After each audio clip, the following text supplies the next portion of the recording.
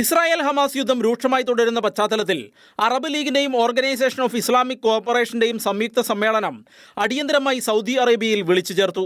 Iran president അടക്കമുള്ളവർ യോഗത്തിൽ പങ്കെടുക്കുന്നുണ്ട്. സംഘർഷം സമീപ പ്രദേശങ്ങളിലേക്ക് കൂടി വ്യാപിക്കാതിരിക്കുന്നതിന് ഉടൻ വെടിനിർത്തൽ വേണമെന്ന ആവശ്യവും യോഗത്തിൽ ഉയർന്നേക്കുമെന്നാണ് സൂചന. അതേസമയം ഗാസയ്ക്ക് നേരെയുള്ള ഇസ്രായേലിന്റെ ആക്രമണം ശക്തമായി തുടരുകയാണ്. ഇസ്രായേൽ സൈന്യം ഗാസയിലെ പ്രധാന ആശുപത്രികളായ അൽ-ഷിഫ, അൽ-ഖുദ്സ്, ഇന്തോനേഷ്യൻ ഹോസ്പിറ്റൽ എന്നിവയ്ക്ക് സമീപമുണ്ടെന്നും ആശുപത്രികൾക്കുള്ളിലും പുറത്തുമായി സ്ഫോടനങ്ങളും വെടിവെച്ചകളും കേൾക്കുന്നതായും റിപ്പോർട്ടുകൾ പുറത്തുവരുന്നുണ്ട്. തങ്ങളുടെ സൈന്യം അൽ-ഷിഫ ഹോസ്പിറ്റലിന് സമീപം ആക്രമണങ്ങൾ നടത്തുന്നതായി ഇസ്രായേലി സൈന്യവും സ്ഥിരീകരിച്ചിട്ടുണ്ട്. അതേസമയം അൽ-ഷിഫ ആശുപത്രിക്ക് നേരെയുണ്ടായ മിസൈൽ ആക്രമണം നടത്തിയത് തങ്ങളല്ലെന്നും ആശുപത്രിയിൽ നിന്നും തങ്ങൾക്ക് നേരെ തീവ്രവാദികൾ നടത്തിയ മിസൈൽ ആക്രമണം ലക്ഷ്യം തട്ടി ആശുപത്രിയിൽ പതിച്ചതാണെന്നും ഇസ്രായേൽ സൈന്യം വ്യക്തമാക്കി.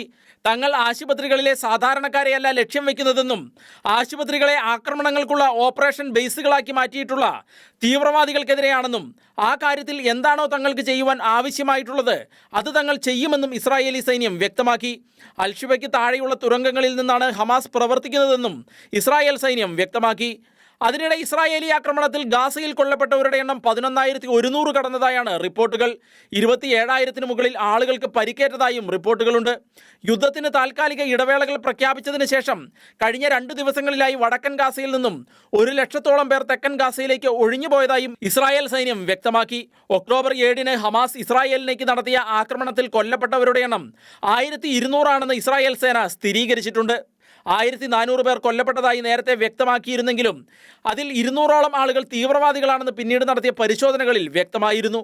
യുദ്ധം തുടങ്ങി ഇതുവരെ വ്യക്തമായ ഒരു തീരുമാനവും എടുക്കാൻ കഴിയാത്ത ഐക്യരാഷ്ട്രസഭയ്ക്കെതിരെ വലിയ പ്രതിഷേധമാണ് ഉയരുന്നത്. യുദ്ധം തുടങ്ങിയ ശേഷം 4 പ്രാവശ്യം ഐക്യരാഷ്ട്രസഭ അടിയന്തര യോഗങ്ങൾ ചേർന്നെങ്കിലും കാര്യക്ഷമമായ തീരുമാനങ്ങളൊന്നും ഉണ്ടാകാതെ പിരിയുകയായിരുന്നു. ഐക്യരാഷ്ട്രസഭയുടെ സുരക്ഷാ കൗൺസിലിൻ്റെ പരിഷ്കരണം ഉടൻ നടത്തേണ്ടത് അത്യാവശ്യമാണെന്ന് ലോകാരോഗ്യ സംഘടനയുടെ മേധാവി ടെഡ്രോസ് അദാനോം ഗബ്രിയേസസ് പറഞ്ഞു.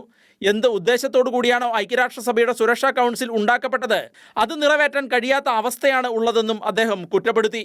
യുദ്ധം ശക്തമാകുന്ന സാഹചര്യത്തിൽ ബ്രിട്ടനിലെ രാഷ്ട്രീയ അവസ്ഥയും കലുഷിതമായി തുടരുകയാണ്.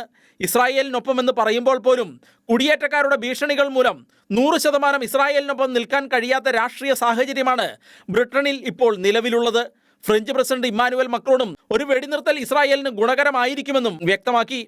എന്നാൽ വെടിനിർത്തൽ ആവശ്യപ്പെടുന്നത് തീവ്രവാദികളെ സപ്പോർട്ട് ചെയ്യുന്നതിന് തുല്യമാണെന്ന് ഇസ്രായേൽ പ്രധാനമന്ത്രി ബെഞ്ചമിൻ നെതന്യാഹു പറഞ്ഞു. ഇന്ന് ഇസ്രായേലിനെ ആക്രമിച്ചവർ നാളെ പാരീസും ന്യൂയോർക്കും ആക്രമിക്കുമെന്നും അദ്ദേഹം വ്യക്തമാക്കി. International desk, Shekinah news.